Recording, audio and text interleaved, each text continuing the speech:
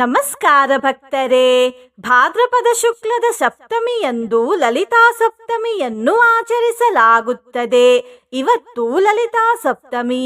ಈ ಅದ್ಭುತ ದಿನ ನಾವು ಶ್ರೀ ಲಲಿತಾ ತಾಯಿಯ ಒಂದು ಶಕ್ತಿಶಾಲಿ ಮಂತ್ರವನ್ನು ಕೇಳೋಣ. ಈ ಮಂತ್ರವನ್ನು ಶ್ರೀ ಲಲಿತಾ ಸಹಸ್ರನಾಮದಿಂದ ತೆಗೆದುಕೊಂಡಿರುವುದು. ಈ ಮಂತ್ರವನ್ನು ಇಂದು ಭಕ್ತಿಯಿಂದ ಬೆಳಿಗ್ಗೆ ಹಾಗೂ ಸಂಜೆ ತಲಾ 108 ಬಾರಿ ಕೇಳಿದರೆ ಮಕ್ಕಳ ಭವಿಷ್ಯದಲ್ಲಿ ಯಾವುದೇ ತೊಂದರೆ ಬರುವುದಿಲ್ಲ. ದೀರ್ಘ ಸುಮಂಗಲತ್ವದ ಸೌಭಾಗ್ಯ ದೊರೆಯುತ್ತದೆ. ಸಂಕಷ್ಟಗಳು ದೂರವಾಗುತ್ತವೆ.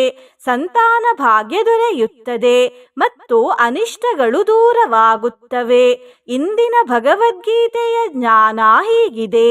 ಯಾರಿಗೆ ಯೋಗ ಸಾಧನೆಯಾಗುವುದಿಲ್ಲ ಎಂದು ಈ ಶ್ಲೋಕದಲ್ಲಿ ಹೇಳಲಾಗಿದೆ. ಶ್ಲೋಕವು ಹೀಗಿದೆ: ನಾತ್ಯಶ್ನತಸ್ತು ಯೋಗೋಸ್ತಿ ನ ಚೈಕಾಂತಮನಶ್ನತಃ ನ ಚಾತಿ ಸ್ವಪ್ನಶೀಲಸ್ಯ ಜಾಗ್ರತೋ ನೈವ ಚಾರ್ಜುನ. ಈ ಶ್ಲೋಕದ ಅರ್ಥ ಹೀಗಿದೆ: ಅರ್ಜುನನೇ, ಬಹಳ ಉಣ್ಣುವವನಿಗೂ ಏನೂ ತಿನ್ನದವನಿಗೂ, ಬಹಳ ನಿದ್ದೆ ಮಾಡುವವನಿಗೂ, ಅತಿ ಜಾಗರಣೆ ಮಾಡುವವನಿಗೂ ಈ ಯೋಗವು ಸಾಧಿಸದು ಎಂದು. ಭಕ್ತರೇ, ನೀವು ಚಾನಲಿಗೆ ಹೊಸದಾಗಿ ಬಂದಿದ್ದರೆ ಚಾನಲ್ ಅನ್ನು ಸಬ್ಸ್ಕ್ರೈಬ್ ಮಾಡಿ, ಹತ್ತಿರ ಇರುವ ಬೆಲ್ ಬಟನ್ ಅನ್ನು ಒತ್ತಿ. ಮಂತ್ರ ಕೇಳುವಾಗ ನಮೋ ಲಲಿತಾಂಬಿಕೆ ಎಂದು ಕಮೆಂಟ್ ಮಾಡಿ ಮತ್ತು ವಿಡಿಯೋಗೆ ಲೈಕ್ ಮಾಡಿ. ಭಕ್ತರೇ, ಕಣ್ಣು ಮುಚ್ಚಿ ಮಂತ್ರವನ್ನು ಪೂರ್ತಿ 108 ಸರ್ತಿ ಕೇಳಿ. ಯೋನಿ ಮುದ್ರಾ ತ್ರಿಕಂಡೇಶಿ ತ್ರಿಗುಣಾಂಬಾ ತ್ರಿಕೋಣಗಾ ಅನಘಾದ್ಭುತ ಚಾರಿತ್ರ ವಾಂಛಿತಾರ್ಥ ಪ್ರದಾಯಿನಿ. ಯೋನಿ ಮುದ್ರಾ ತ್ರಿಕಂಡೇಶಿ ತ್ರಿಗುಣಾಂಬಾ ತ್ರಿಕೋಣಗಾ ಅನಘಾದ್ಭುತ ಚಾರಿತ್ರ ವಾಂಛಿತಾರ್ಥ ಪ್ರದಾಯಿನಿ. ಯೋನಿ ಮುದ್ರಾ ತ್ರಿಕಂಡೇಶಿ ತ್ರಿಗುಣಾಂಬಾ ತ್ರಿಕೋಣಗಾ ಅನಘಾದ್ಭುತ ಚಾರಿತ್ರ ವಾಂಛಿತಾರ್ಥ ಪ್ರದಾಯಿನಿ. ಯೋನಿ ಮುದ್ರಾ ತ್ರಿಕಂಡೇಶಿ ತ್ರಿಗುಣಾಂಬಾ ತ್ರಿಕೋಣಗಾ ಅನಘಾದ್ಭುತ ಚಾರಿತ್ರ ವಾಂಛಿತಾರ್ಥ ಪ್ರದಾಯಿನಿ. ಯೋನಿ ಮುದ್ರಾ ತ್ರಿಕಂಡೇಶಿ ತ್ರಿಗುಣಾಂಬಾ ತ್ರಿಕೋಣಗಾ ಅನಘಾದ್ಭುತ ಚಾರಿತ್ರ ವಾಂಛಿತಾರ್ಥ ಪ್ರದಾಯಿನಿ. ಯೋನಿ ಮುದ್ರಾ ತ್ರಿಕಂಡೇಶಿ ತ್ರಿಗುಣಾಂಬಾ ತ್ರಿಕೋಣಗಾ ಅನಘಾದ್ಭುತ ಚಾರಿತ್ರ ವಾಂಛಿತಾರ್ಥ ಪ್ರದಾಯಿನಿ. ಯೋನಿ ಮುದ್ರಾ ತ್ರಿಕಂಡೇಶಿ ತ್ರಿಗುಣಾಂಬಾ ತ್ರಿಕೋಣಗಾ ಅನಘಾದ್ಭುತ ಚಾರಿತ್ರ ವಾಂಛಿತಾರ್ಥ ಪ್ರದಾಯಿನಿ. ಯೋನಿ ಮುದ್ರಾ ತ್ರಿಕಂಡೇಶಿ ತ್ರಿಗುಣಾಂಬಾ ತ್ರಿಕೋಣಗಾ ಅನಘಾದ್ಭುತ ಚಾರಿತ್ರ ವಾಂಛಿತಾರ್ಥ ಪ್ರದಾಯಿನಿ. ಯೋನಿ ಮುದ್ರಾ ತ್ರಿಕಂಡೇಶಿ ತ್ರಿಗುಣಾಂಬಾ ತ್ರಿಕೋಣಗಾ ಅನಘಾದ್ಭುತ ಚಾರಿತ್ರ ವಾಂಛಿತಾರ್ಥ ಪ್ರದಾಯಿನಿ. ಯೋನಿ ಮುದ್ರಾ ತ್ರಿಕಂಡೇಶಿ ತ್ರಿಗುಣಾಂಬಾ ತ್ರಿಕೋಣಗಾ ಅನಘಾದ್ಭುತ ಚಾರಿತ್ರ ವಾಂಛಿತಾರ್ಥ ಪ್ರದಾಯಿನಿ. ಯೋನಿ ಮುದ್ರಾ ತ್ರಿಕಂಡೇಶಿ ತ್ರಿಗುಣಾಂಬಾ ತ್ರಿಕೋಣಗಾ ಅನಘಾದ್ಭುತ ಚಾರಿತ್ರ ವಾಂಛಿತಾರ್ಥ ಪ್ರದಾಯಿನಿ. ಯೋನಿ ಮುದ್ರಾ ತ್ರಿಕಂಡೇಶಿ ತ್ರಿಗುಣಾಂಬಾ ತ್ರಿಕೋಣಗಾ ಅನಘಾದ್ಭುತ ಚಾರಿತ್ರ ವಾಂಛಿತಾರ್ಥ ಪ್ರದಾಯಿನಿ. ಯೋನಿ ಮುದ್ರಾ ತ್ರಿಕಂಡೇಶಿ ತ್ರಿಗುಣಾಂಬಾ ತ್ರಿಕೋಣಗಾ ಅನಘಾದ್ಭುತ ಚಾರಿತ್ರ ವಾಂಛಿತಾರ್ಥ ಪ್ರದಾಯಿನಿ. ಯೋನಿ ಮುದ್ರಾ ತ್ರಿಕಂಡೇಶಿ ತ್ರಿಗುಣಾಂಬಾ ತ್ರಿಕೋಣಗಾ अनघाद्भुता चारित्रा वाञ्छितार्थप्रदायिनी योनिमुद्रा त्रिकण्डेशी त्रिगुणाम्बा त्रिकोणगा अनघाद्भुता चारित्रा वाञ्छितार्थप्रदायिनी योनिमुद्रा त्रिकण्डेशी त्रिगुणाम्बा त्रिकोणगा अनघाद्भुता चारित्रा वाञ्छितार्थप्रदायिनी योनिमुद्रा त्रिकण्डेशी त्रिगुणाम्बा त्रिकोणगा अनघाद्भुता चारित्रा वाञ्छितार्थप्रदायिनी योनिमुद्रा त्रिकण्डेशी त्रिगुणाम्बा त्रिकोणगा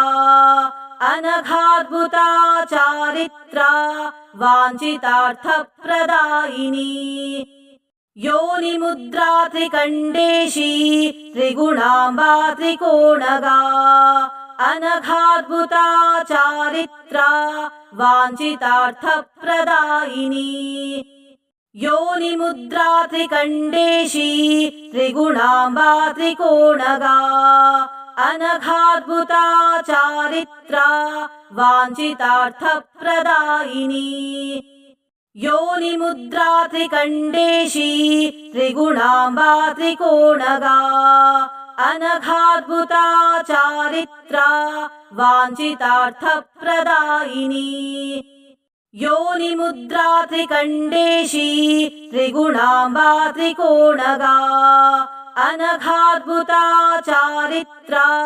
वाञ्छितार्थप्रदायिनी योनिमुद्रा त्रिकण्डेशी त्रिगुणाम्बा त्रिकोणगा अनघाद्भुता चारित्रा वाञ्छितार्थप्रदायिनी योनिमुद्रा त्रिकण्डेशी त्रिगुणाम्बा त्रिकोणगा अनघाद्भुता चारित्रा वाञ्छितार्थप्रदायिनी योनिमुद्रा त्रिकण्डेशी त्रिगुणाम्बा त्रिकोणगा अनघाद्भुता चारित्रा वाञ्छितार्थप्रदायिनी योनिमुद्रा त्रिकण्डेशी त्रिगुणाम्बा त्रिकोणगा अनघाद्भुता चारित्रा वाञ्छितार्थप्रदायिनी योनिमुद्रा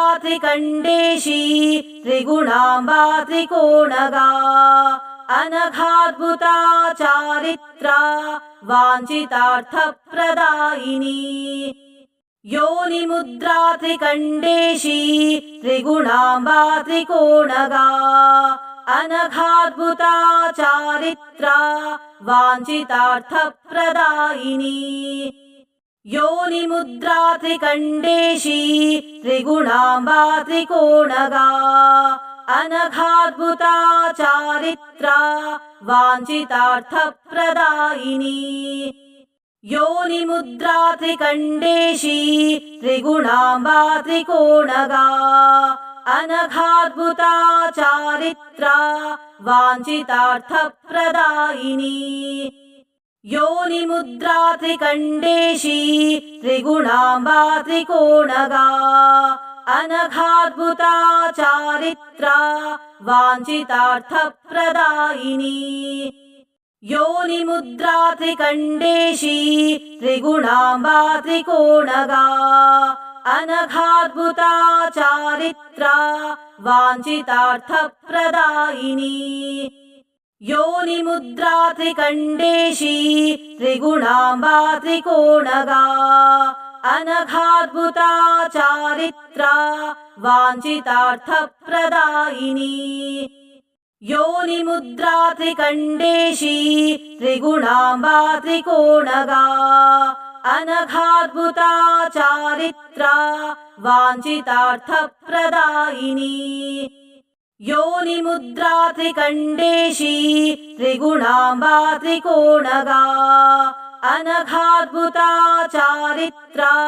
वाञ्छितार्थप्रदायिनी योनिमुद्रा त्रिकण्डेशी त्रिगुणाम्बा त्रिकोणगा अनघाद्भुता चारित्रा वाञ्छितार्थप्रदायिनी योनिमुद्रा त्रिकण्डेशी त्रिगुणाम्बा त्रिकोणगा अनघाद्भुता चारित्रा वाञ्छितार्थप्रदायिनी योनिमुद्रा त्रिकण्डेशी त्रिगुणाम्बा त्रिकोणगा अनघाद्भुता चारित्रा वाञ्छितार्थप्रदायिनी योनिमुद्रा त्रिकण्डेशी त्रिगुणाम्बा त्रिकोणगा अनघाद्भुता चारित्रा वाञ्छितार्थप्रदायिनी योनिमुद्रा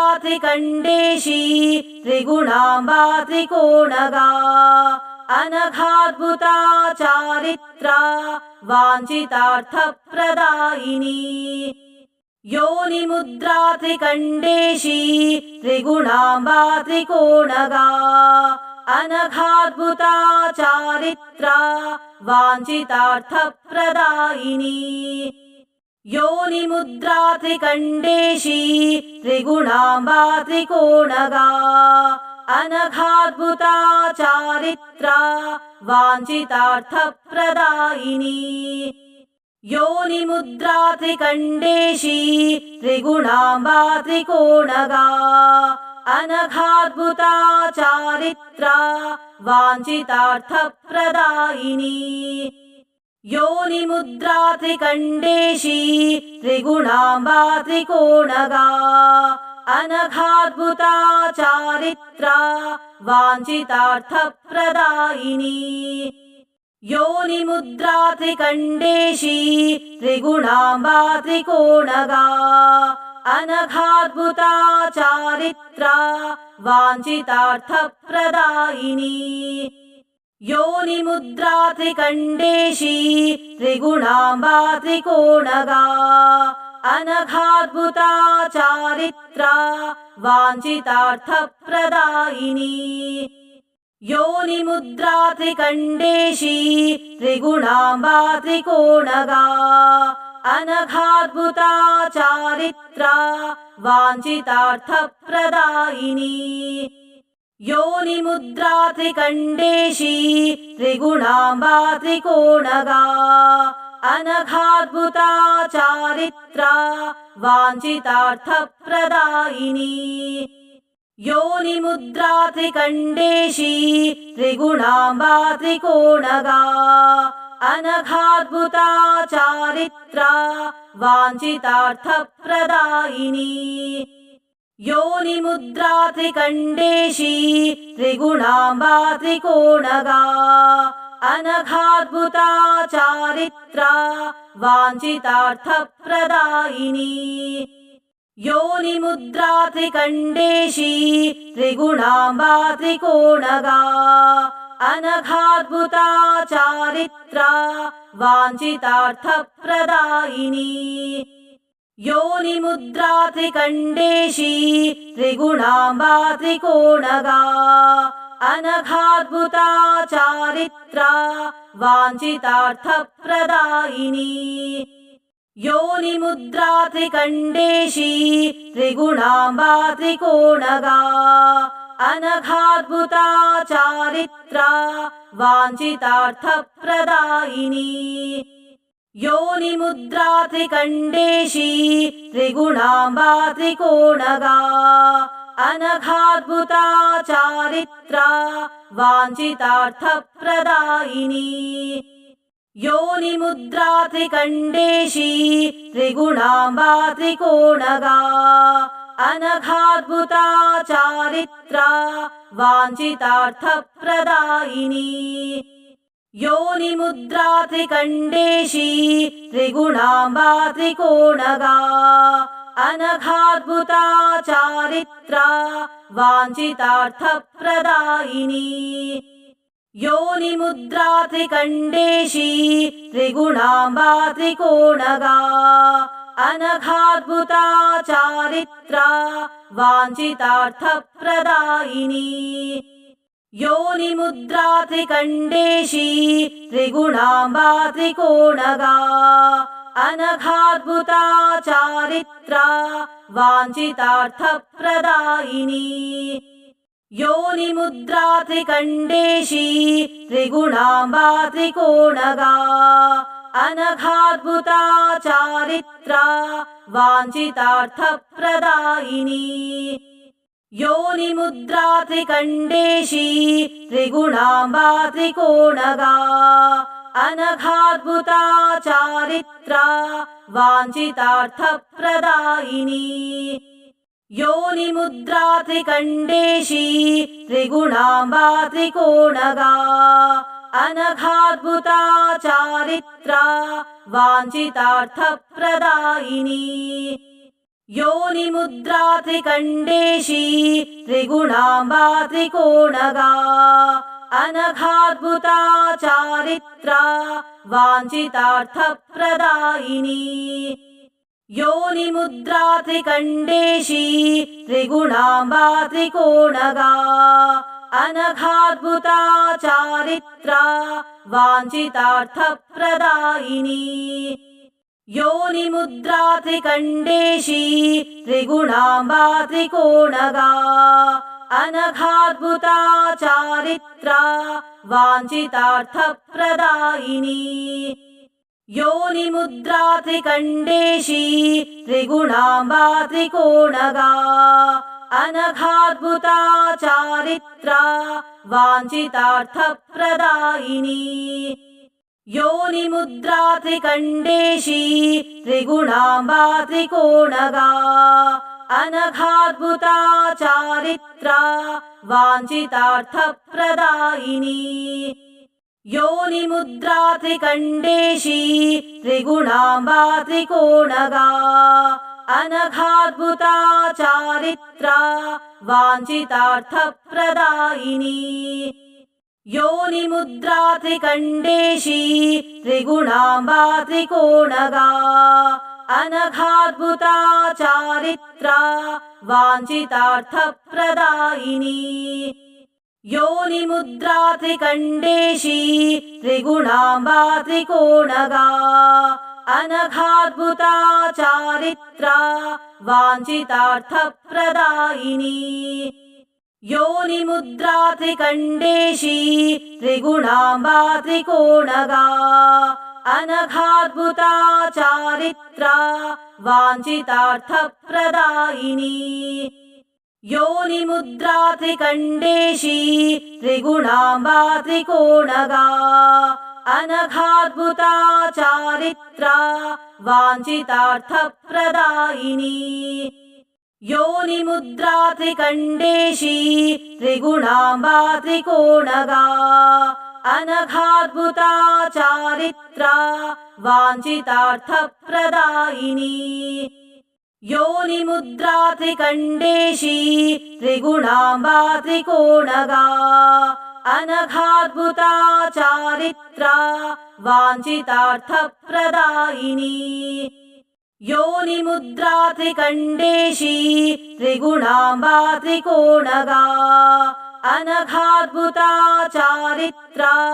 वाञ्छितार्थप्रदायिनी योनिमुद्रा त्रिकण्डेशी त्रिगुणाम्बा त्रिकोणगा अनघाद्भुता चारित्रा वाञ्छितार्थप्रदायिनी योनिमुद्रा त्रिकण्डेशी त्रिगुणाम्बा त्रिकोणगा अनघाद्भुता चारित्रा वाञ्छितार्थप्रदायिनी योनिमुद्रा त्रिकण्डेशी त्रिगुणाम्बा त्रिकोणगा अनघाद्भुता चारित्रा वाञ्छितार्थप्रदायिनी योनिमुद्रा त्रिकण्डेशी त्रिगुणाम्बा त्रिकोणगा अनघाद्भुता चारित्रा वाञ्छितार्थप्रदायिनी योनिमुद्रा त्रिकण्डेशी त्रिगुणाम्बा त्रिकोणगा अनघाद्भुता चारित्रा वाञ्छितार्थप्रदायिनी योनिमुद्रा त्रिकण्डेशी त्रिगुणाम्बा त्रिकोणगा अनघाद्भुता चारित्रा वाञ्छितार्थप्रदायिनी योनिमुद्रा त्रिकण्डेशी त्रिगुणाम्बा त्रिकोणगा अनघाद्भुता चारित्रा वाञ्छितार्थप्रदायिनी योनिमुद्रा त्रिकण्डेशी त्रिगुणाम्बा त्रिकोणगा अनघाद्भुता चारित्रा वाञ्छितार्थप्रदायिनी योनिमुद्रा त्रिकण्डेशी त्रिगुणाम्बा त्रिकोणगा अनघाद्भुता चारित्रा वाञ्छितार्थप्रदायिनी योनिमुद्रा त्रिकण्डेशी त्रिगुणाम्बा त्रिकोणगा अनघाद्भुता चारित्रा वाञ्छितार्थप्रदायिनी योनिमुद्रा त्रिकण्डेशी त्रिगुणाम्बा त्रिकोणगा अनघाद्भुता चारित्रा वाञ्छितार्थप्रदायिनी योनिमुद्रा त्रिकण्डेशी त्रिगुणाम्बा त्रिकोणगा अनघाद्भुता चारित्रा वाञ्छितार्थप्रदायिनी योनिमुद्रा त्रिकण्डेशी त्रिगुणाम्बा त्रिकोणगा अनघाद्भुता चारित्रा वाञ्छितार्थप्रदायिनी योनिमुद्रा त्रिकण्डेशी त्रिगुणाम्बा त्रिकोणगा अनघाद्भुता चारित्रा वाञ्छितार्थप्रदायिनी योनिमुद्रा त्रिकण्डेशी त्रिगुणाम्बा त्रिकोणगा अनघाद्भुता चारित्रा वाञ्छितार्थप्रदायिनी योनिमुद्रा त्रिकण्डेशी त्रिगुणाम्बा त्रिकोणगा अनघाद्भुता चारित्रा वाञ्छितार्थप्रदायिनी योनिमुद्रा त्रिकण्डेशी त्रिगुणाम्बा त्रिकोणगा अनघाद्भुता चारित्रा वाञ्छितार्थप्रदायिनी योनिमुद्रा त्रिकण्डेशी त्रिगुणाम्बा त्रिकोणगा अनघाद्भुता चारित्रा वाञ्छितार्थप्रदायिनी योनिमुद्रा त्रिकण्डेशी त्रिगुणाम्बा त्रिकोणगा अनघाद्भुता चारित्रा वाञ्छितार्थप्रदायिनी योनिमुद्रा त्रिकण्डेशी त्रिगुणाम्बा त्रिकोणगा अनघाद्भुता चारित्रा वाञ्छितार्थप्रदायिनी योनिमुद्रा त्रिकण्डेशी त्रिगुणाम्बा त्रिकोणगा अनघाद्भुता चारित्रा वाञ्छितार्थप्रदायिनी योनिमुद्रा त्रिकण्डेशी त्रिगुणाम्बा त्रिकोणगा अनघाद्भुता चारित्रा वाञ्छितार्थप्रदायिनी योनिमुद्रा त्रिकण्डेशी त्रिगुणाम्बा त्रिकोणगा अनघाद्भुता चारित्रा वाञ्छितार्थप्रदायिनी योनिमुद्रा त्रिकण्डेशी त्रिगुणाम्बा त्रिकोणगा अनघाद्भुता चारित्रा वाञ्छितार्थप्रदायिनी योनिमुद्रा त्रिकण्डेशी त्रिगुणाम्बा त्रिकोणगा अनघाद्भुता चारित्रा वाञ्छितार्थप्रदायिनी योनिमुद्रा त्रिकण्डेशी त्रिगुणाम्बा त्रिकोणगा अनघाद्भुता चारित्रा वाञ्छितार्थप्रदायिनी योनिमुद्रा त्रिकण्डेशी त्रिगुणाम्बा त्रिकोणगा अनघाद्भुता चारित्रा वाञ्छितार्थप्रदायिनी योनिमुद्रा त्रिकण्डेशी त्रिगुणाम्बा त्रिकोणगा अनघाद्भुता चारित्रा वाञ्छितार्थप्रदायिनी योनिमुद्रा त्रिकण्डेशी त्रिगुणाम्बा त्रिकोणगा अनघाद्भुता चारित्रा वाञ्छितार्थप्रदायिनी योनिमुद्रा त्रिकण्डेशी त्रिगुणाम्बा त्रिकोणगा अनघाद्भुता चारित्रा वाञ्छितार्थप्रदायिनी योनिमुद्रा त्रिकण्डेशी त्रिगुणाम्बा त्रिकोणगा अनघाद्भुता चारित्रा वाञ्छितार्थप्रदायिनी योनिमुद्रा त्रिकण्डेशी त्रिगुणाम्बा त्रिकोणगा अनघाद्भुता चारित्रा वाञ्छितार्थप्रदायिनी योनिमुद्रा त्रिकण्डेशी त्रिगुणाम्बा त्रिकोणगा अनघाद्भुता चारित्रा वाञ्छितार्थप्रदायिनी योनिमुद्रा त्रिकण्डेशी त्रिगुणाम्बा त्रिकोणगा अनघाद्भुता चारित्रा वाञ्छितार्थप्रदायिनी।